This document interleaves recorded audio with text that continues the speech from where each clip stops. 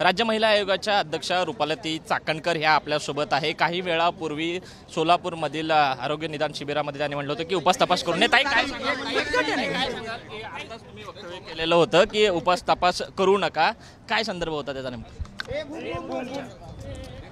मुलगी जेव्हा जन्माला येते तेव्हा तिला मासिक पाळी सुरू होते।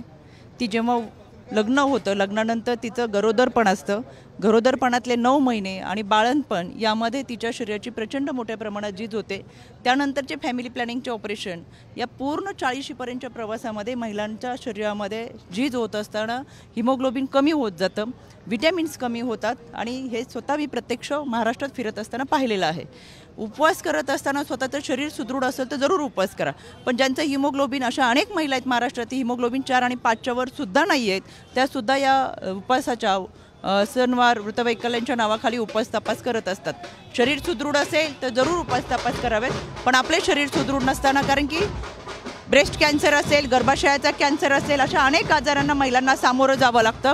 वयाच्या 50पर्यंत अनेक आजार उद्भवतात आणि त्याचा उपचार करणं सुद्धा शक्य होत नाही। उपचारापेक्षा आपण काळजी घेणं हे कधीही चांगलं, म्हणून शरीर सुदृढ असेल तर उपवास करा, शरीर सुदृढ नसेल मात्र या उपवासाच्या वक्तव्यावरून समाज माध्यमामध्ये आपल्यावर टीका होऊ शकते, याचं काही वाटलं नाही? टीका कोणत्या गोष्टीवर होत नाही, काही चांगलं केले तरी टीका होते, नाही केलं तरी टीका। मला टीकेचं काही वाटत नाही। महिलांच्या आरोग्याचा विषय मांडला, आमचं चांद्रयान चंद्रावर गेले आणि अजूनही आम्ही जर त्याच गोष्टींमध्ये अडकत असेल, महिलांचं आरोग्य सुद्धा तितकंच महत्त्वाचं आहे। मग आमच्या चांद्रयानाचा जितका आम्हाला गर्व आहे तितका आमच्या महिलांच्या आरोग्याच्या सुविधा सुद्धा तेवढ्या पद्धतीच्या आणि सुदृढ असलं पाहिजे। स्वतःच्या आरोग्याबाबत जागरूक राहणं याच्यामध्ये कोणती टीका आली? हो हो हो हो हो